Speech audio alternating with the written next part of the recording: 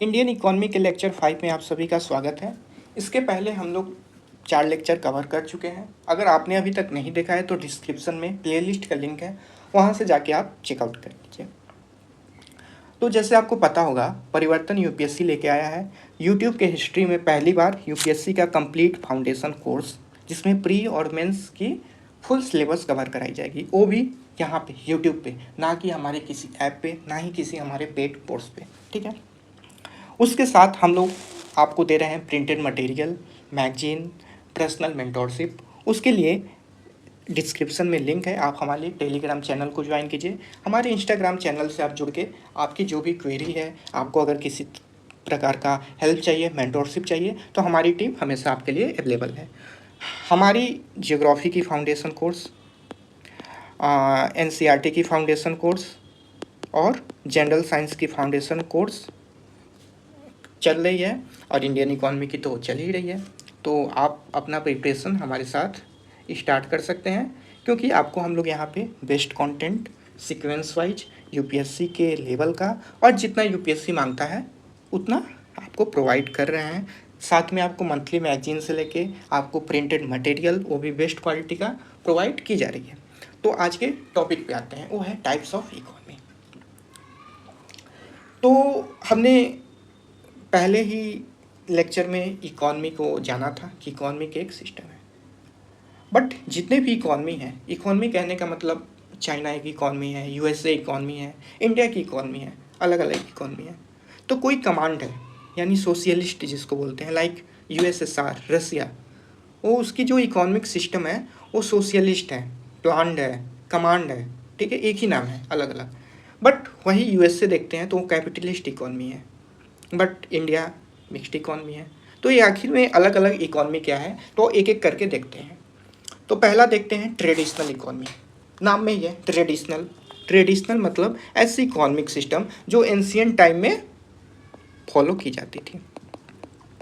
तो जब human evolve हुआ, ठीक, कोई टेक्नोलॉजी नहीं थी, कोई टूल्स नहीं थी, हम लोग किस चीज़ पे डिपेंड थे? Hunting gathering. ठीक, तो पहली जो इकोनॉमिक एक्टिविटी हुई, ठीक, वो क्या थी? Hunting and gathering and agriculture. But hunting gathering के साथ प्रॉब्लम थी कि वो उतना ही गैदर करते थे कि वो खुद जिंदा रह सकें। उस समय उतनी बार्टर सिस्टम नहीं आई थी, बट जैसे जैसे एग्रीकल्चर आया, हमारी बार्टर सिस्टम आने लगी, और बार्टर सिस्टम से ही क्या स्टार्ट हो जाती है? एक्सचेंज, प्रोडक्शन, कंजम्पशन, और यहीं पे लाई करती है, यहीं से स्टार्ट हो जाती है हमारी इकोनॉमिक सिस्टम। ठीक, तो जब ह्यूमन इवॉल्व हुआ तो उसका पहला जो लक्ष्य था वो था जिंदा रहना। उसके लिए चाहिए खाना, तो क्या करेगा? गैदर करेगा। तो गैदरिंग यानी फल मूंद कंद चुनकर खाना। बट जैसे ही टूल्स का इनोवेशन हुआ, ह्यूमन शिफ्ट हो गया हंटिंग पे, उसके साथ फिशिंग, और उसके बाद हम लोग शिफ्ट हुए एग्रीकल्चर पे।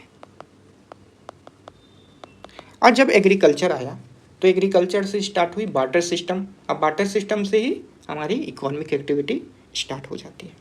ठीक है, तो कहने का मतलब जो एंशियंट इकोनॉमी था वो गैदरिंग, हंटिंग, फिशिंग, एग्रीकल्चर जैसे एक्टिविटी पे लाई करता था, डिपेंड करता था। देखिए, जो सिस्टम होती है ना, वो एक दूसरे से कनेक्टेड होती है, इन्फ्लुएंस होती है। वो को क्या क्या हो सकती है? वहाँ का हिस्ट्री, जियोग्राफी, इकॉनमी और पॉलिटी।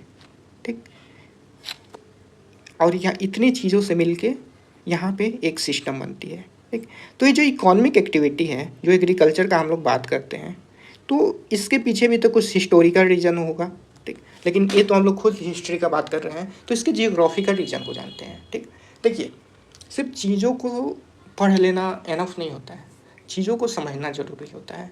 आखिर में एंशियंट टाइम में जो हमारी इकोनॉमिक एक्टिविटी स्टार्ट हुई, गैदरिंग, हंटिंग, फिशिंग, एग्रीकल्चर, सब यही बता रहे हैं कि एग्रीकल्चर हमारी क्या थी? ट्रेडिशनल इकोनॉमी थी। बट यूपीएससी ये क्वेश्चन कभी नहीं पूछ सकता कि हमारी ट्रेडिशनल इकोनॉमी किस चीज़ पे लाई करती थी, क्योंकि पता है, आप बता दीजिएगा। वो पूछेगी कि हमारी जो ट्रेडिशनल इकोनॉमी थी वो एग्रीकल्चर पे ही क्यों लाई करती थी। पहला क्वेश्चन ये होता है। यूपीएससी की ये लेवल होती है, वो उस आप प्रीवियस ईयर क्वेश्चन को गो थ्रू कीजिए, हम लोग उस चीज़ को प्रोवाइड भी कर देंगे, लेकिन अभी इसलिए नहीं प्रोवाइड कर रहे हैं कि अभी हमारी स्टार्टिंग की डेज है। ठीक, धीरे धीरे ग्रो होइए, ठीक, फिर एक एक करके आपको दी जाएगी। क्योंकि अभी अगर सब चीज़ आपको मटेरियल दे दें, मेरे पास हर एक मटेरियल पड़ी हुई है, बस क्या करनी है आपको, अपलोड कर देनी है, बट नहीं कर रहे हैं। क्यों? क्योंकि वो कलेक्टर आपको नहीं बनाना है ना, नोट्स कलेक्टर नहीं बनाना है आपको, कलेक्टर बनाना है, लवासना वाला कलेक्टर बनाना है।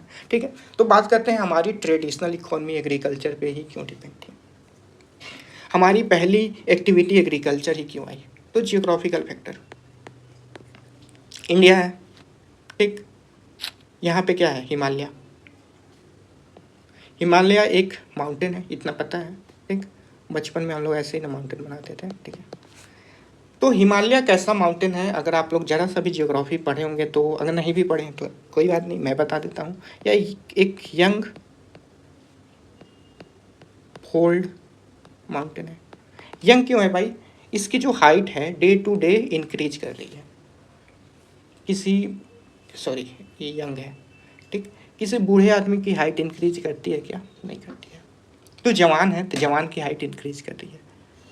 तो अगर ये जवान है तो इसके अंदर एक खासियत है। क्या? आप जवान हैं, एक बच्चे जो छोटे छोटे होते हैं 15 साल 18 साल के, उनके अंदर वो क्या खासियत होती है? एक खासियत बताइए। वो होती है एनर्जी का फ्लो। बहुत एनर्जी होता है एकदम। 8 घंटे फील्ड में क्रिकेट बैट हाथ में दे दीजिए, क्रिकेट खेलेंगे, ठीक। वो क्या है? एनर्जी है, ठीक। तो जब ये एनर्जी होगी इस माउंटेन के पास, तो जब यहाँ से रिवर निकलेगा, ठीक है, तो चीज़ों को ये काटते चलेगा, यानी यहाँ पे इरोजनल एक्टिविटी होगी, ठीक है। जैसे अगर पहाड़ पे खूब प्रेशर पे कोई पानी गिरेगा तो इसमें से कटिंग होगी ना, टुकड़ा टूटेगा ना, तो इसी को बोलते हैं इरोजन, घिसना एक तरह से समझ जाइए, ठीक है। तो ये इरोजन एक्टिविटी हो रही है, और जब ये इरोजन होगी तो नीचे आएगी ग्रेविटी के किससे, तो ग्रेविटी से नीचे आके यहाँ पे जमा होगा, तो यहाँ पे होगा डिपोजिशन। तो जब ये डिपॉजिट हुआ तो इसी से हमारा बना नॉर्दर्न इंडियन प्लेन, जो कि पूरे जियोग्राफिकल एरिया का 42% है। ऐसे ही उधर डेक्कन प्लेटू देखिएगा, वो वॉल्केनिक इरप्शन से बना। कहने का मतलब, ये जियोग्राफी हमें हमें क्या दे रही है? ये जो डिपोजिशन हो रही है, ये किस चीज़ की हो रही है? मिनरल्स की हो रही है। तो मिनरल्स की जब डिपोजिशन होगी, हमारी जब इतना इतना एरिया 42% इधर उधर डेक्कन प्लेटू का, ठीक, लगभग 60% से ज़्यादा अगर एरिया हमारी फर्टाइल लैंड है, तो हम लोग ह्यूमन क्या करेगा? जियोग्राफी कुछ भी एक्ट करता है, यानी फिनोमिना परफॉर्म करता है, तो ह्यूमन क्या करता है? रिएक्ट करता है। यही तो जियोग्राफी है। नेचर ने कुछ किया, उसके बदला हम कुछ रिएक्ट कर दिए, यही तो जियोग्राफी है ना। तो जब नेचर ने हमें इतना बड़ा फर्टाइल लैंड दिया, तो हम लोग की क्या रिएक्शन होगी? एग्रीकल्चर, ठीक। ये सब चीज़ जियोग्राफी वाली मैम बहुत अच्छा से पढ़ाई हैं, अब जाके उनका लेक्चर देखिएगा, ठीक है। क्योंकि इकॉनमी की क्लास है तो मैं उतना डीप में नहीं जाना चाह रहा हूँ, ठीक है। तो हमें फर्टाइल लैंड मिल गई, तो हम क्या स्टार्ट किए? एग्रीकल्चर, ठीक। लेकिन एग्रीकल्चर के लिए क्या चाहिए? लेबर फोर्स, क्योंकि उस वक्त टूल्स नहीं है, टेक्नोलॉजी नहीं है, तो हम लोग किस चीज़ पे डिपेंड होंगे? नेचर पे डिपेंड होंगे। यानी जितने भी उस समय पीपल थे, यानी पूरी आपकी इकोनॉमिक एक्टिविटी किस चीज़ पे डिपेंड है? नेचर पे डिपेंड है। बारिश हुई तो अच्छी फसल आएगी, बहुत ज़्यादा बारिश हुई तो फ्लड आ जाएगी, तब खराब फसल होगी, सूखा पड़ गया तो खराब फसल हो जाएगा, ठीक। तो हम लोग फुली डिपेंड है नेचर पे, क्योंकि टूल्स और टेक्नोलॉजी की कमी है, ठीक। तो इस एग्रीकल्चर जो होती है वो होती है लेबर इंटेंसिव, यानी लेबर फोर्स का ज़रूरत होता है। इसीलिए आप जितना भी एग्रीकल्चर पे जितनी भी इकॉनमी डिपेंड थी, अगर आप उनका पॉपुलेशन साइज देखोगे तो उनकी जो बेस होती है वो काफ़ी ब्रॉड होती है। क्यों? क्योंकि हमें खेत में ज़्यादा लोग चाहिए, ट्रैक्टर है नहीं, कंबाइन है नहीं, सब काम हमें करना है, तो ज़्यादा से ज़्यादा बच्चा रिप्रोडक्शन होगा, तो क्या हमारी पॉपुलेशन ज़्यादा होगी। आप पाकिस्तान देख लीजिए, बांग्लादेश देख लीजिए, इंडिया देख लीजिए, ब्राज़ील देख लीजिए, चाइना देख लीजिए, पॉपुलेशन क्यों ज़्यादा है? ड्यू टू एग्रीकल्चर, ठीक है। अब इकॉनमी समझ में आ रही है, ठीक है। तो जब इतने लोग होंगे, ठीक, तो वहीं पे क्या थी? जितनी भी महिलाएं थीं वो घर की काम करेंगी, यानी हाउस होल्ड वर्क करेंगी, और पुरुष क्या करेंगे? फार्म में वर्क करेंगे। तो यहीं से क्या चीज़ निकला, पैट्रियार्कल सोसाइटी का सोच। तो जो भी चीज़ें हैं ना, वो सारी चीज़ें यही जियोग्राफी, हिस्ट्री और इकॉनमी से ही रिलेटेड है। तो और चाहिए बहुत ज़्यादा लेबर फोर्स, पैसा का सिस्टम था नहीं, बाटर सिस्टम था, तो कन्फ्लिक्ट क्या होगी, कम होगी, एक दूसरे में लड़ाई झगड़ा क्या होगा, कम होगा। एवरीवन, सब किसी को अपना एक मतलब रोल पता होगा, इनको क्या करना है, इनको क्या करना है, किसको खाना कर कुकिंग करना है, किसको फसल में वर्क करना है, सब लोग अपना अपना क्या रिस्पॉन्सिबिलिटी, अपना रोल जानते थे। ठीक है, इतना समझ में आ गया। तो ट्रेडिशनल इकॉनमी एक एंशिएंट टाइप की इकॉनमी थी जो पूरी तरह एग्रीकल्चर, हंटिंग गैदरिंग पे डिपेंड करती थी। एग्रीकल्चर क्यों करती थी, हमने बताया, क्योंकि नेचर ने हमें फर्टाइल लैंड दिया। ठीक, उसके बाद उसके लिए चाहिए लेबर फोर्स, तो हम लोग ज़्यादा बच्चे पैदा करेंगे। ठीक, और हर किसी का रोल फिक्स होगा, ज़्यादा जो मेल होंगे वो बाहर आउटडोर वर्क करेंगे, महिलाएं जो होगी इंडोर वर्क करेंगे। इतना समझ में आ गया। चलिए नेक्स्ट इकॉनमी हम लोग देखेंगे, कमांड इकॉनमी। देखिए, अब आप अपने इंडिया का बात कीजिए तो आपको बैंक कैसे मिलेंगे, जहाँ पे कुछ गवर्नमेंट बैंक भी मिलेंगे, कुछ प्राइवेट बैंक भी मिलेंगे। अच्छा, हॉस्पिटल गवर्नमेंट भी है, प्राइवेट भी है, स्कूल गवर्नमेंट भी है, प्राइवेट भी है, रेलवे सिर्फ गवर्नमेंट की है, बट बस गवर्नमेंट की भी है और प्राइवेट भी है। इन दोनों में कुछ बेसिक डिफरेंट होते हैं। जो भी गवर्नमेंट की चीज़ें होंगी, ठीक, वहाँ पे आपको उतनी अच्छी फैसिलिटी नहीं मिल पा रही है। जैसे प्राइवेट बस में ज़्यादा फैसिलिटी मिल रही है इन कंपेयर टू गवर्नमेंट बस। क्यों? अच्छा, पहले दूसरी अंतर समझिए। गवर्नमेंट की जो भी चीज़ें होंगी वो सस्ती होती है। क्यों? क्योंकि उसका मोटो है कि लोगों का वेलफेयर करना। बट जितनी भी प्राइवेट कंपनियां हैं उनका क्या मोटो है, प्रॉफिट। दूसरा डिफरेंस, ये जो प्राइवेट और गवर्नमेंट के बीच जो दीवार है, ये एक इनइक्वालिटी का दीवार खींच देता है। जैसे अगर कोई अमीर है तो कोई अच्छे स्कूल में भेजेगा प्राइवेट, बट अगर कोई गरीब है तो उसके लिए गवर्नमेंट स्कूल है। तो ये जो इनइक्वालिटी की दीवार है, इस चीज़ को ही कमांड इकॉनमी कहता है, निकाल के फेंक दो। कहने का मतलब प्राइवेट बॉडी कोई होगी ही नहीं, जो भी होगी गवर्नमेंट की होगी। यानी आपको स्कूल जाना है तो जिस स्कूल में आप जाओगे उसी स्कूल में जो वहाँ का सबसे बड़ा पैसे वाला आदमी होगा वो भी जाएगा, क्योंकि दूसरा वहाँ पे प्राइवेट बॉडी एग्जिस्ट ही नहीं करती। ठीक है, कमांड इकॉनमी का एक कॉन्सेप्ट है। कमांड इकॉनमी जो है पूरी तरह सेंट्रलाइज पावर द्वारा कंट्रोल होती है, यानी डिसीजन कौन बनाएगा, गवर्नमेंट। ठीक है, गवर्नमेंट ने हर चीज़ पे अपना कंट्रोल किया है, यानी हॉस्पिटल इसका, रेलवे इसका, बस इसका, कोई भी प्राइवेट बॉडी नहीं करेगा। तो जब गवर्नमेंट करेगा तो किस चीज़ के लिए करेगा, वेलफेयर। भारतीय रेल आपकी संपत्ति है, इसकी रक्षा करें। तो सामान अपने घर तौलिया, भारतीय रेल आपकी संपत्ति है तो पंखा लेके अपने घर चले गए क्या, ठीक है, रेलवे का लेके चादर लेके घर चले गए, यही ना। चलिए तो आगे आते हैं। तो ये जो गवर्नमेंट है, प्लानिंग कौन करेगा, गवर्नमेंट। कौन सा प्रोडक्ट बनेगा, कौन प्लान करेगा, गवर्नमेंट। कि उसका प्राइस क्या होगा, कौन प्लान करेगा, गवर्नमेंट। रेलवे में कैसी फैसिलिटी दी जाएगी, कौन प्लान करता है, गवर्नमेंट। प्राइस क्या होगी, कौन प्लान करता है, गवर्नमेंट। अगर वही इसका कोई परफेक्ट कंपटीशन होता तो वहाँ पे क्या होता, एक लॉट्स ऑफ इनोवेशन होता, लॉट्स ऑफ क्या होता, प्राइस का फ्लैक्चुएशन होता। ठीक, इतना समझ में आ गया। तो जो प्लान्ड इकॉनमी है, ठीक, जिसको हम लोग कमांड इकॉनमी भी कहते हैं, क्यों, क्योंकि ये पहले से प्लान्ड है और गवर्नमेंट कमांड दे रहा है। ये स्टेट इकॉनमी इसलिए बोलते हैं क्योंकि ये एक स्टेट है। और सोशलिज्म क्यों, सोसाइटी के वेलफेयर के लिए किया जाता है। तो एक ऐसा इकोनॉमिक सिस्टम जो पूरी तरह कंट्रोल होता है सेंट्रलाइज पावर से, और जो लगभग जो डिसीजन होगा वो कौन बनाएगा, central government. Planning, distribution, price control, हर चीज़ कौन कर रहा है, गवर्नमेंट।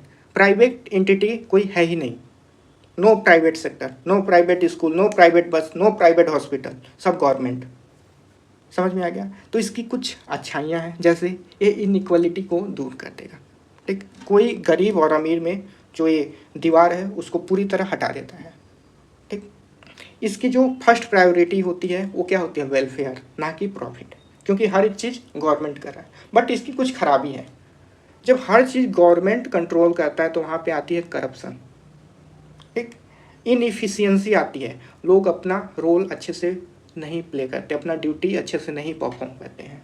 अच्छा, कंपटीशन बिल्कुल ख़त्म हो जाती है। अगर कोई और रेलवे होती, ठीक, प्राइवेट सेक्टर भी होता, तो हो सकता है कंपटीशन होता कि 2 मिनट भी अगर ट्रेन लेट हो गई तो आपको फुल रिफंड मिलेगा। ठीक है, ऐसी कंपटीशन आती, इनोवेशन आती। जैसे देखिए, आप गवर्नमेंट को डेयरी दे दीजिए, वो सिर्फ दूध बनाएगा, बट वही जब प्राइवेट के हाथ में जाता है तो दूध से दही, दही से पनीर, पनीर के साथ मिठाई, दूध भी 5 तरह का बना दिया, ऐसा ऐसा दूध बना दिया जो 3-3 महीना चलेगा। ठीक, उसके बाद जो पानी बचा उससे, दही से जो पानी बचा उसका छाछ बना दिया, छाछ में भी एक मसाला छाछ बना दिया, एक सादा छाछ बना दिया। कहने का मतलब क्या है, यहाँ पे रिसर्च एंड डेवलपमेंट काफ़ी हाई है। ठीक, तो इतना समझ में आ गया। बट इसी का उल्टा होता है मार्केट इकॉनमी। मार्केट इकॉनमी अब इसका एकदम उल्टा है, वो बोलेगा कि गवर्नमेंट का कोई भी चीज़ नहीं होगा, ठीक, कोई भी गवर्नमेंट बसेज नहीं है, कोई भी गवर्नमेंट स्कूल नहीं है, कोई भी गवर्नमेंट स्कूल नहीं है। क्यों? क्योंकि वहाँ पे करप्शन है, वहाँ पे जो लोग हैं अपना ड्यूटी सही से परफॉर्म नहीं करते हैं, इनएफिशिएंसी है, ट्रेन लेट होती है, रेलवे, हर चीज़ को प्राइवेट कर दो। ये जैसे यूएसए की जो इकॉनमी है वो मार्केट इकॉनमी है। तो इसमें इसकी कुछ फ़ायदे हैं। अब आएगी परफेक्ट कंपटीशन, क्योंकि अभी प्रोड्यूसर कौन था, अकेला गवर्नमेंट था। अब अब प्रोड्यूसर कौन होगा, बहुत सारे लोग होंगे। ठीक, तो जब इतने सारे लोग आएंगे तो एक बहुत ही अच्छा, एक हेल्दी कंपटीशन आएगा। ठीक, बट इनका जो मोटो होगा वो क्या होगा, प्रॉफिट। ठीक, तो बट प्रॉफिट कैसे देंगे, हाईली रिसर्च एंड डेवलपमेंट होगा, कंपटीशन होगा। हमने पढ़ा था जो मोनोपोली और परफेक्ट कंपटीशन, आप यहाँ से देख सकते हो। जो कमांड इकॉनमी है वो एक तरह का मोनोपोली है, और जो मार्केट इकॉनमी है वो एक तरह का परफेक्ट कंपटीशन है। चाय चाहिए तो आपको बहुत क्वालिटी के चाय अवेलेबल है, आपके पास अच्छे प्राइस, ज़्यादा प्राइस, अलग अलग टेस्ट अवेलेबल है। क्यों? Due to research and development, due to competition. But ये जो कंज्यूमर को है वो काफ़ी एक्सप्लॉइट करता है और एक इनइक्वालिटी का लाइन खींच देगा। लाइक अगर आपके पास ज़्यादा पैसा है तो आपको बेटर सुविधा, कम पैसा है तो कम सुविधा। इतना समझ में आ गया। बट ये दोनों सिचुएशन उतना अच्छा नहीं है। अच्छा, एक बात और, इसको बोलते हैं लेसीज फेयर। ठीक है, लेसीज फेयर मार्केट इकोनॉमी को बोलते हैं। एक चीज़ और, प्लान्ड इकोनॉमी को ही स्टेट इकोनॉमी कहते हैं, कमांड इकोनॉमी को ही स्टेट इकोनॉमी कहते हैं। एक छोटी छोटी जो बातें हैं ना, जो क्वेश्चन में आती हैं और हम लोग को पता नहीं होता है। ऐसे ही मिक्स्ड इकोनॉमी को डुअल इकोनॉमी कहते हैं। क्यों? क्योंकि ये दोनों का कॉकटेल है। क्योंकि ना ही कमांड इकोनॉमी प्योरली अच्छा है, ना ही मार्केट इकोनॉमी प्योरली अच्छा है। तो कुछ कंट्री ऐसे हैं जो मिक्स्ड इकोनॉमी पे चलते हैं। देखिए, मार्केट इकोनॉमी अच्छा है वहाँ के लिए, यूएसए के लिए। क्यों? क्योंकि वहाँ पे इनकम का उतना ज़्यादा इनइक्वालिटी नहीं है। बट इंडिया जैसे कंट्री में ना ही हम लोग हर चीज़ कमांड कर सकते हैं, ना ही हम लोग सिर्फ मार्केट इकोनॉमी पे छोड़ सकते हैं। तो हम लोग एक बीच का रास्ता अपनाते हैं, यानी मिक्स्ड इकोनॉमी।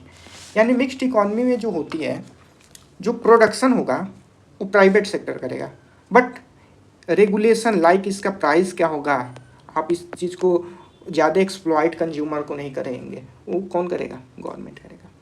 तो एक ऐसी इकोनॉमिक सिस्टम जिसमें दोनों लोग, प्राइवेट और गवर्नमेंट, दोनों का जो को एग्जिस्टेंस है, ये मिलके बनता है मिक्स्ड इकोनॉमी। ठीक, इसकी कुछ फ़ायदे हैं, जैसे इसमें गवर्नमेंट का इंटरवेंशन काफ़ी कम होता है। प्लान्ड इकोनॉमी इतना गवर्नमेंट इंटरवेंशन नहीं होता है, और ना ही मार्केट इकोनॉमी इतना फ्रीली होता है। यानी दोनों का जो बैलेंस होता है वो कौन लेके चलता है, मिक्स्ड इकोनॉमी लेके चलता है। ठीक है, गवर्नमेंट तब इंटरवेंस करती है जब मार्केट फेल्योर होता है। जैसे अभी कई बैंक फेल्योर होने वाले थे, तब आरबीआई ने इंटरवेंट करके उनको क्या किया, फेल्योर होने से निकाला। ठीक है, गवर्नमेंट क्या करेगा, जितने भी खराब चीज़ें हैं उस पर टैक्स लगा देगा ज़्यादा। क्यों? क्योंकि वो कम बिके। जैसे सिगरेट, अल्कोहल, गवर्नमेंट अगर टैक्स नहीं लगाए तो ये चीज़ें बहुत सस्ती हो जाएगी, और जब सस्ती हो जाएगी तो चीज़ों का कंजम्पशन काफ़ी हाई हो जाएगा। अभी हम लोग डिमांड, जब डिमांड का थ्योरी पढ़ेंगे तो उसमें हम लोग देखेंगे, अगर किसी भी चीज़ का प्राइस कम है तो उसका डिमांड ज़्यादा है, और वही जब प्राइस ज़्यादा कर देंगे तो उसका डिमांड कम हो जाएगा। तो अगर सिगरेट को अगर 2 रुपये में बेचना स्टार्ट करते हैं तो उसका डिमांड क्या हो जाएगा, हाई, जो कि हार्मफुल है। ठीक, तो गवर्नमेंट ऐसे अगर सिर्फ प्राइवेट सेक्टर होता तो क्या करता, क्योंकि वो सस्ता में टैक्स हटा दीजिए तो 2 रुपये पड़ा, तो गवर्नमेंट प्राइवेट सेक्टर क्या करता, उसको 2 रुपये में बेचता। ठीक, उसके बाद गवर्नमेंट जो होती है वो सेफ्टी का भी ख्याल रखती है, टैक्सेशन पॉलिसी, अच्छा कंज्यूमर के साथ किसी भी तरह का भेदभाव नहीं हो। अच्छा, और जो लोग उस चीज़ को नहीं अफोर्ड कर सकते हैं उसके लिए गवर्नमेंट, जैसे हर कोई अगर प्राइवेट हॉस्पिटल उस लेवल का नहीं अफोर्ड कर सकता है तो गवर्नमेंट अपना गवर्नमेंट हॉस्पिटल है, गवर्नमेंट का अपना जो स्कूल है। इतना समझ में आ गया। अच्छा, इसका कुछ डिसएडवांटेज है, जैसे गवर्नमेंट कभी कभी उतना इंटरवेंशन नहीं करती है। जैसे बार बार इल्ज़ाम लगता है गवर्नमेंट पे कि आप कुछ जो बड़े बड़े उद्योगी लाइक, नाम नहीं लूँगा, ठीक, आपको भी एग्ज़ाम में कभी भी यूपीएससी का एग्ज़ाम अटेम्प्ट कीजिएगा तो कभी भी किसी पार्टिकुलर चीज़ का नाम मत लिखिएगा। पार्टिकुलर लीडर हो, पार्टिकुलर पार्टी हो, पार्टिकुलर कोई संस्था हो, उसका नाम लिखने से बचना चाहिए। ठीक है, तो गवर्नमेंट पे ऐसे इल्ज़ाम लगती है कि गवर्नमेंट उनको प्रॉफिट पहुंचाने के लिए उतना इंटरवेंशन नहीं करती है। ठीक, अच्छा, गवर्नमेंट बहुत चीज़ों पे सब्सिडी देती है जिससे वो काफ़ी कर्ज में यानी डेट में उसके पास होता है। उसके बाद क्रोनी कैपिटलिज्म की बात आती है। क्रोनी कैपिटलिज्म हम लोग अलग से देखेंगे कि गवर्नमेंट कैसे जितने भी कैपिटलिस्ट हैं उनको फ़ायदा पहुंचाने के लिए कुछ कुछ अपनी पॉलिसी में चेंज करती है, जो कि करप्शन, मिसयूज ऑफ रिसोर्स आती है। मिसयूज ऑफ रिसोर्स, तो अभी हम लोगों ने क्या देखा, टाइप्स ऑफ इकोनॉमी में हमने देखा ट्रेडिशनल इकोनॉमी जो कि गैदरिंग, हंटिंग, फिशिंग, एग्रीकल्चर पे डिपेंड था। इसके कुछ फ़ायदे थे, जैसे काफ़ी लोगों के बीच इसमें कन्फ्लिक्ट नहीं होता था या लेस कन्फ्लिक्ट था, हर मेंबर अपना अपना रोल रिस्पॉन्सिबिलिटी को समझते थे, काफ़ी सस्टेनेबल था, बट ये पूरी तरह नेचर पे डिपेंड था। उसके बाद कमांड इकोनॉमी में प्राइवेट सेक्टर एग्जिस्ट नहीं करेंगे। प्रोडक्शन, प्राइस, हर चीज़ पे किस चीज़ का कंट्रोल है, गवर्नमेंट का कंट्रोल है। इतना समझ में आ गया। बट ये जो कमांड इकोनॉमी है, कंपटीशन, इनोवेशन को काफ़ी रिड्यूस कर देता है। एक मारुति 800 कार, समझ जाइए एक ही तरह का कार हर किसी के पास है, बट वही जब प्राइवेट सेक्टर आया, परफेक्ट कंपटीशन आया, मारुति है, hyundai है, टोयोटा है, ठीक, अलग अलग तरह के आपको मिलने हैं, हाईली रिसर्च एंड डेवलपमेंट है। अच्छा, इनएफिशिएंसी नहीं है। उसके बाद आप वही मार्केट इकोनॉमी में चले जाइए तो ये बिल्कुल कमांड इकोनॉमी का अपोजिट होता है। यहाँ पे गवर्नमेंट इंटरवेंशन कुछ करता ही नहीं है, पूरे मार्केट फ्री है, परफेक्ट कंपटीशन है। बट अब परफेक्ट कंपटीशन है तो वहाँ पे प्रॉफिट क्या है, मोटो क्या है प्रॉफिट का, कंज्यूमर पूरी तरह से एक्सप्लॉइट होगा, हायर इनकम इनइक्वालिटी को दर्शाता है। इन दोनों के बीच का रास्ता जो है वो है मिक्स्ड इकोनॉमी, जिसको हम लोग डुअल इकोनॉमी भी के नाम से भी जानते हैं। कुछ चीज़ पे गवर्नमेंट अपना कंट्रोल रखती है लाइक डिफेंस वगैरह, बट बहुत सारी चीज़ों को गवर्नमेंट फ्री देती है, बट उस पर टैक्सेशन और रेगुलेशन कौन लगाएगा, गवर्नमेंट लगाएगा। ठीक, बट इसके साथ कुछ प्रॉब्लम है, वो है क्रोनी कैपिटलिज्म का। जब गवर्नमेंट सब्सिडी देता है तो काफ़ी डेट में चला जाता है। ठीक है, देखिए अब बात करते हैं मार्केट मैकेनिज्म पे। तो ये जो मार्केट का मैकेनिज्म है ना, जो मार्केट जिस चीज़ पे रन करता है वो दो चीज़ों पे, पहला है डिमांड और दूसरा है सप्लाई। कंज्यूमर किसी भी गुड्स एंड सर्विस का डिमांड करता है तब प्रोड्यूसर उस चीज़ को प्रोड्यूस करके सप्लाई करता है। आप मार्केट में जाओ और किसी शॉप पे ऐसी चीज़ की डिमांड करो जिस चीज़ का आम लोग मतलब जनरली लोग डिमांड नहीं कर रहे हैं, जो चीज़ एंशिएंट हो चुकी है, तो वो दुकानदार आपको क्या बोलेगा कि माल अब हम लोग नहीं मंगाते हैं। क्यों? क्योंकि इस चीज़ का डिमांड नहीं है। जैसे डालडा का अब डिमांड नहीं है तो वो चीज़ नहीं मिलता है। ठीक, यानी अब उसी चीज़ का सप्लाई होता है जिस चीज़ का डिमांड हो। आप वैसा चीज़ क्या प्रोड्यूस करेंगे जिस चीज़ का मार्केट में डिमांड ही नहीं हो। तो बिजनेस भी किस चीज़ पे रन करना है, डिमांड एंड सप्लाई। तो एक एक करके जानते हैं डिमांड क्या है, सप्लाई क्या है। देखिए, आप किसी वेजिटेबल सेलर के पास गए और बोले मुझे 1 किलो आलू, 1 किलो प्याज, आधा किलो टमाटर दो, तो ये क्या थी, आपकी डिमांड थी। तो इसको फुलफिल करने के लिए उधर कौन बैठा है, प्रोड्यूसर, जो उसको प्रोड्यूस करके सप्लाई कर रहा है ताकि आपकी डिमांड फुलफिल हो। यहाँ पर प्रोड्यूसर कौन था, किसान ने आलू प्रोड्यूस किया, टोमेटो प्रोड्यूस किया, अनियन प्रोड्यूस किया। क्यों? क्योंकि आपकी डिमांड थी। यानी दोनों एक दूसरे से क्या है, कनेक्टेड है, ठीक है, डिपेंडेंट है। आप डिमांड करोगे तब वो सप्लाई कर रहा है, और वो सप्लाई कर रहा है इसलिए आप डिमांड कर रहे हो, ठीक है। तो ये जो डिमांड और सप्लाई चलता है ना, ये कई चीज़ों पे चलती है। आपने बोला मुझे 1 किलो आलू, 1 किलो प्याज, आधा किलो टमाटर चाहिए, तो पहली क्या थी? क्वांटिटी। दूसरी विलिंग, आपकी इच्छा थी खरीदने की। क्या आप अगर नॉनवेज नहीं खाते हो तो क्या आप नॉनवेज का डिमांड करोगे? आप अल्कोहल कंजम्पशन मैं नहीं करता हूँ तो क्या मैं अल्कोहल का डिमांड करूँगा? मैं करेला नहीं खाता हूँ तो क्या मैं करेला का डिमांड करूँगा? दूसरी चीज़ क्या है? विलिंग। और तीसरा क्या है? Buy at given price. अगर टमाटर दुकानदार बोला 500 रुपये किलो है, तो मैं क्या कहूँगा कि ऐसा करो सिर्फ आलू प्याज दे दो, टमाटर रहने दो, ठीक। तो डिमांड के लिए चीज़ों की क्या ज़रूरत है? क्वांटिटी, विलिंग और गिवन प्राइस, ठीक है। ये प्राइस अकेला मेरे विलिंग और क्वांटिटी को क्या किया? डगमगा दिया कि नहीं? ऐसे ही कई सारे रीजन होते हैं, जैसे सीजन। एकदम सर्द रात है, टेम्परेचर 0 डिग्री सेल्सियस, क्या मैं एसी का डिमांड करूँगा? बट अगर एकदम गर्मी है तो मैं एसी का डिमांड करूँगा, ठीक है। एकदम सर्द है तो क्या मैं आइसक्रीम का डिमांड करूँगा? नहीं करूँगा। उसके बाद आती है फैशन। क्या मैं 2G इंटरनेट सर्विस का डिमांड करूँगा? क्यों? क्योंकि आउटडेटेड है, आउट ऑफ फैशन है। इनकम, मेरी इनकम सपोर्टेड है 20,000 रुपये। क्या मैं BMW का डिमांड करूँगा? नहीं करूँगा। एडवर्टाइजमेंट, मैं एडवर्टाइज देखा, ठीक, कि वो डिओड्रेंट लगाया, तुरंत लड़की आ गई पास में, तो मैं डिमांड करूँगा कि नहीं करूँगा? तो एडवर्टाइजमेंट भी हमारी डिमांड को क्या करती है? सेव करती है। बट इन सभी चीज़ों को कौन फ्लैक्चुएट कर सकता है? वो है प्राइस। अगर ठंडी के सीज़न में टेम्परेचर 0 डिग्री है, बट अगर मुझे 40,000 का एसी 1,000 में मिल रहा है तो मैं खरीदूंगा कि नहीं खरीदूंगा? खरीद लूँगा। मोंटी कार्लो की 5,000 वाली ब्लैंकेट अगर मुझे 100 रुपये में मिलेगा और गर्मी होगा, कितना भी गर्मी होगा, मैं खरीद के रख लूँगा। तो यानी प्राइस एक बहुत ही बड़ा रोल प्ले करता है किस चीज़ में?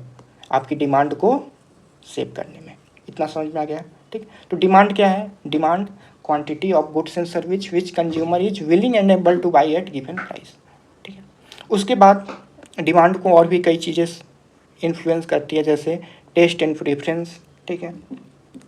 मुझे सपोर्टेड नेस्कैफ़े की कॉफ़ी पसंद है, बट मुझे ब्रू गोल्ड नहीं पसंद है, ठीक। तो ये कितना भी सस्ता हो जाए, मैं क्या इसका डिमांड करूँगा?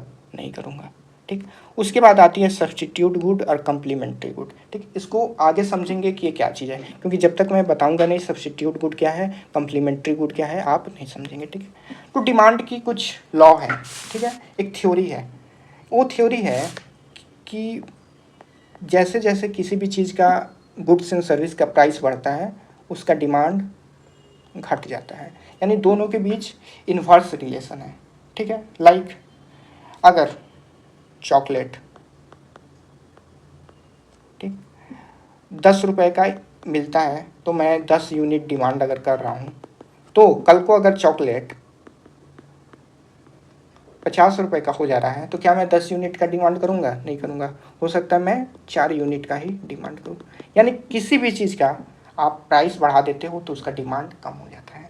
एक जनरल टर्म है, कोई भी चीज़ जब महंगी हो जाती है तो लोग उसको खरीदना कम कर देते हैं। इतना समझ में आ गया? जैसे जब टमाटर महंगी हो जाती है, ठीक, अभी टमाटर 150 रुपये 120 रुपये किलो हो गई थी, तो उसका क्या हो गया था? डिमांड कम हो गया था। नहीं खाएंगे टमाटर, कम खाएंगे, ठीक है। बट ये जो लॉ है कई चीज़ों पे वर्क नहीं करती है। इसको हम लोग इसके प्रीवियस वाले लेक्चर पे एक एक करके बात कर चुके हैं। जैसे नेसेसिटी गुड, जैसे नमक, कल को 50 रुपये भी हो जाए तो उसकी डिमांड उतना ही रहेगा, और कल को अगर 5 रुपये भी हो जाए तो नमक का डिमांड उतना ही रहेगा। ना ही मैं नमक ज़्यादा खाऊंगा, ना ही नमक कम खाऊंगा। तो नेसेसिटी गुड थी। गिवन गुड, ऐसी गुड्स जो काफ़ी इन्फेरियर है। बेबलेन गुड्स लाइक आईफोन, आईफोन का प्राइस कितना भी इंक्रीज करता है, उसका डिमांड इंक्रीज करता है। लाइफ सेविंग मेडिसिन, अगर मेडिसिन की प्राइस महंगी हो जा रही है तो क्या डिमांड कम हो जाएगी?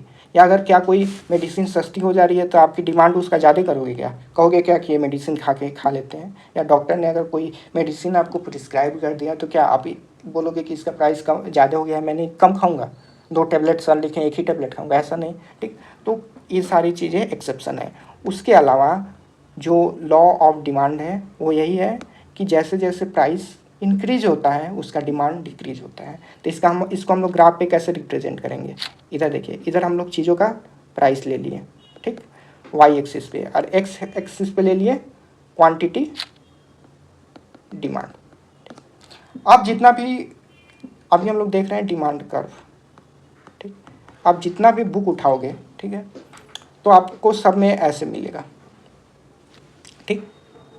बट कर्व का मतलब होता है कर्व, ठीक। तो कर्व जो होगा ऐसे होगा, ठीक। एक चीज़ याद रखना, जब भी हम कर्व बनाएंगे, क्योंकि बुक में ऐसे लाइन करना इजी है तो वैसे बनाते हैं लोग, कई लोगों को पता नहीं है, ठीक। तो ये जो होती है कर्व, कर्व जैसी बनेगी। यानी देखिए, यहाँ पे प्राइस हाई था आपका, यहाँ पे 0 रुपये था, यहाँ पे 10 रुपये मान लीजिए, यहाँ पे 20 रुपये मान लीजिए। ये क्वांटिटी डिमांड 5, 10, 15।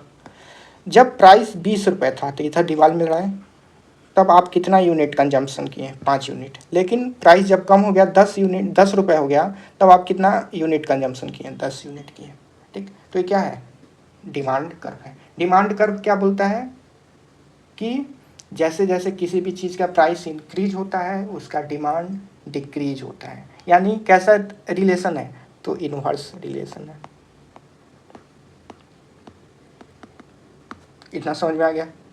अब यहाँ पे एक ट्विस्ट है, रिलेशन जो है वो इन्वर्स है, यानी जैसे जैसे किसी भी चीज़ का प्राइस बढ़ता है तो उसका डिमांड कम हो जाता है, बट जैसे जैसे किसी चीज़ का हम लोग डिमांड ज़्यादा करते हैं उसका प्राइस इंक्रीज कर जाता है, ठीक। इस बात को समझिए, अगर आप नेस्कैफ़े का ज़्यादा मार्केट में डिमांड करोगे तो वो उसका जो प्रोड्यूसर होगा, ठीक, उसका जो सप्लायर होगा उसका प्राइस इंक्रीज कर देगा।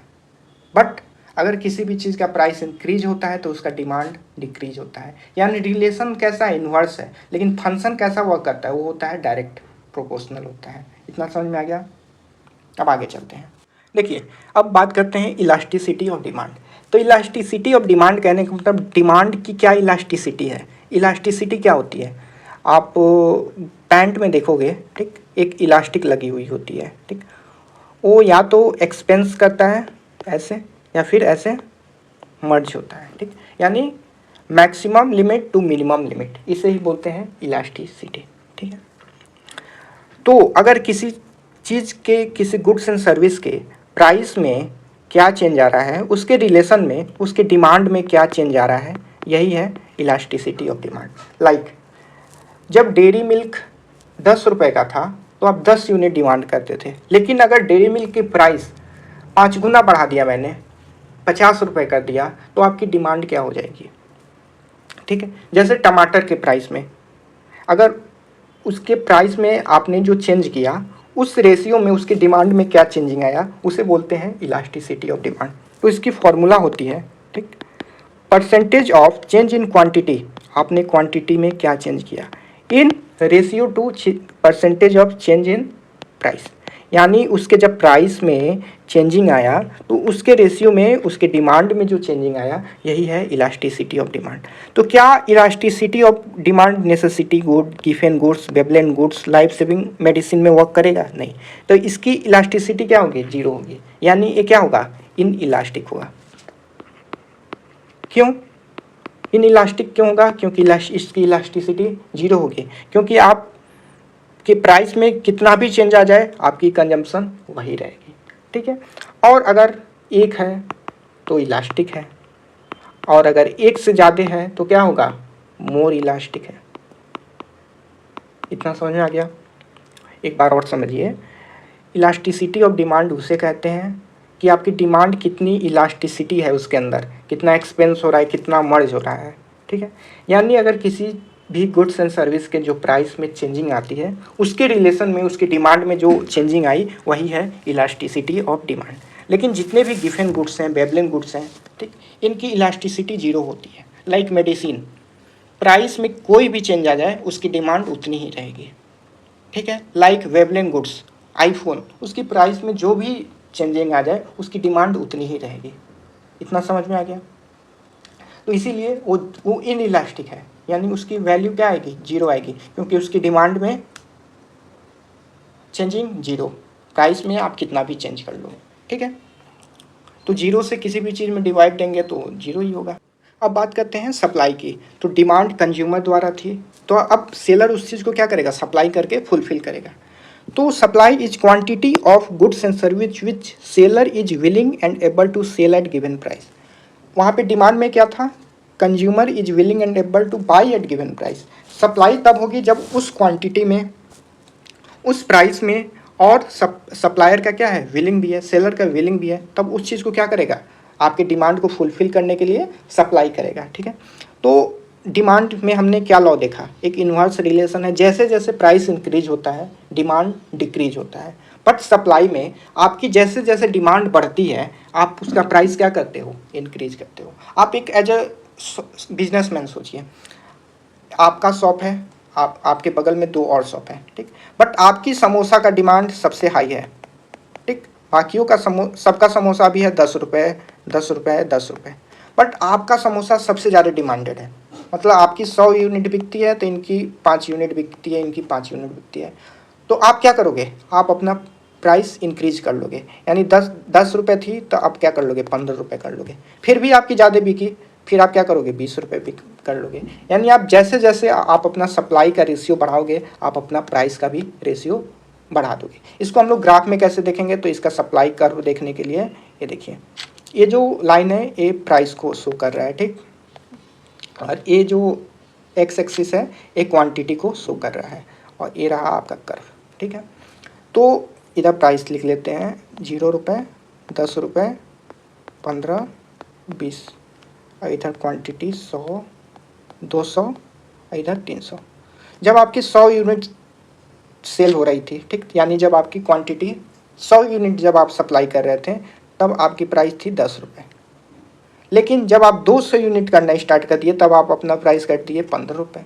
और जब आप 300 यूनिट बेचना स्टार्ट कर दिए, यानी मार्केट में सप्लाई करना स्टार्ट कर दिए, तो आप उसका प्राइस कर दिए 20 रुपये, ठीक है। ये होती है थ्योरी ऑफ सप्लाई। कैसी रिलेशन है, तो कैसी कर्व है, तो अपवर्ड कर्व है, ये देख रहे हो ना, अपवर्ड कर्व।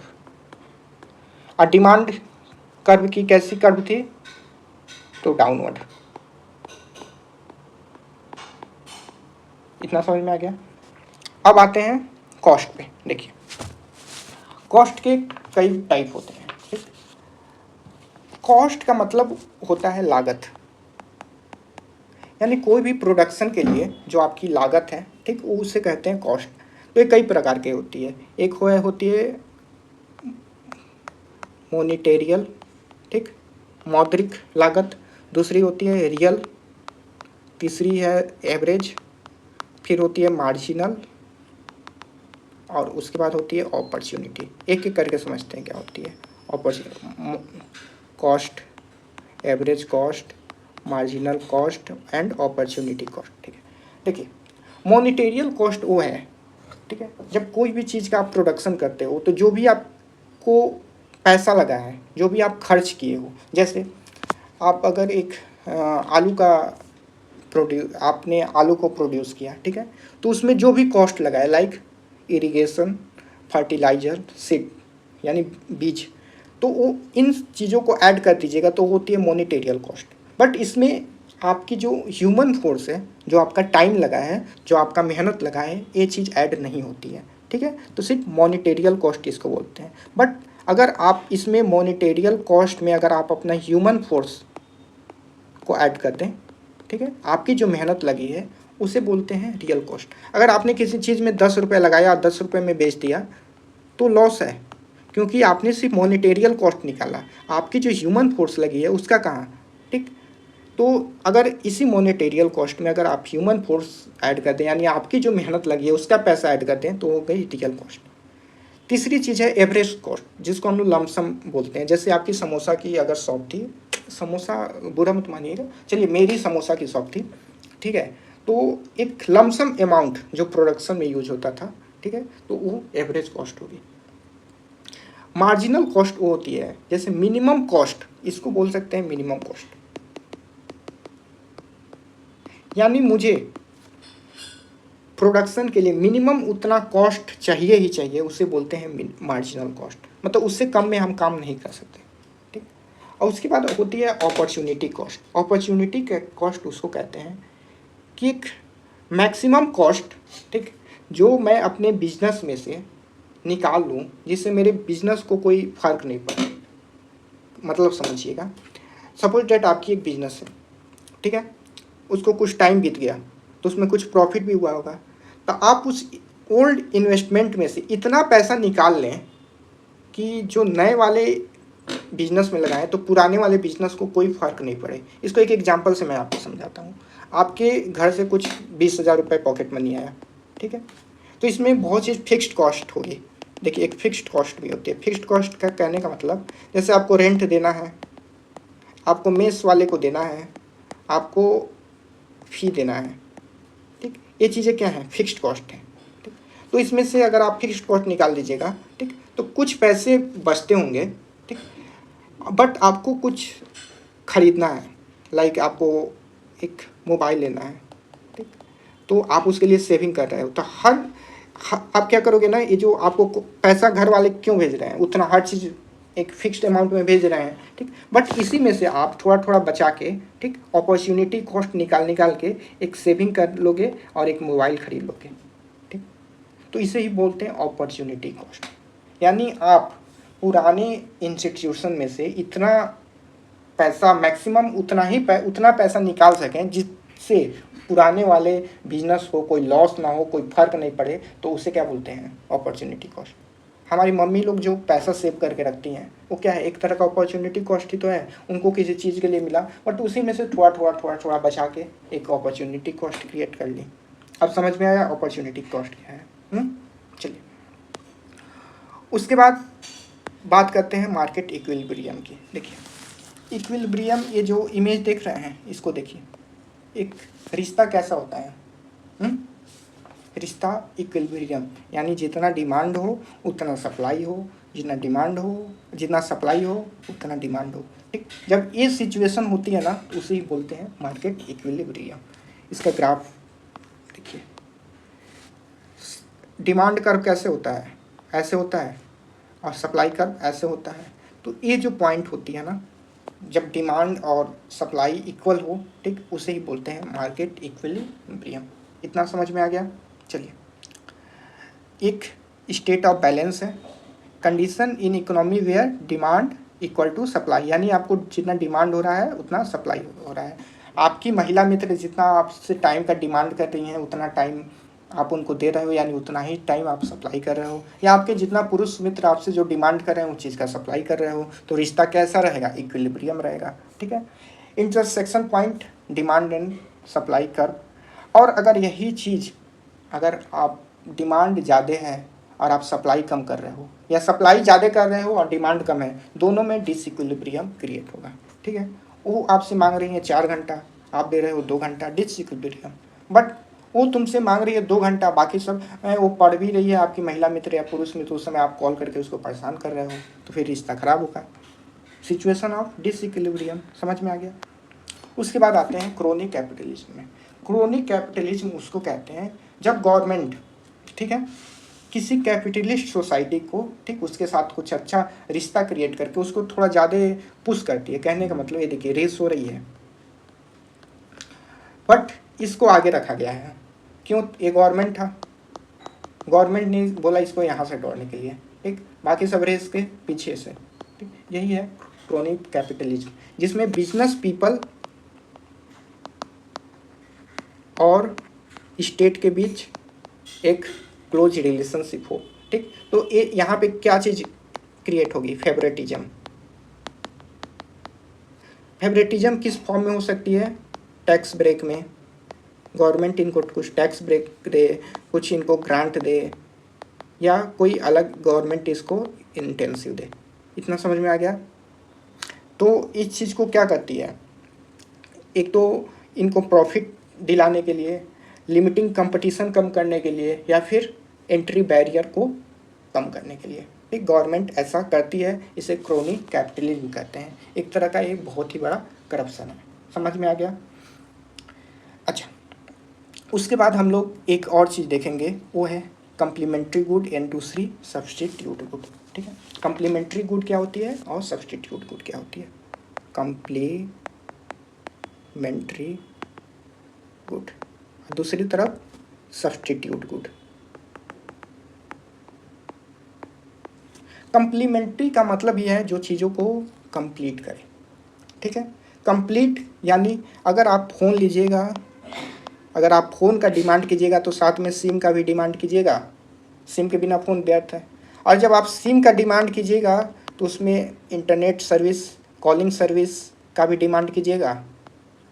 ठीक, जब आप कार लीजिएगा तो फ्यूल लीजिएगा।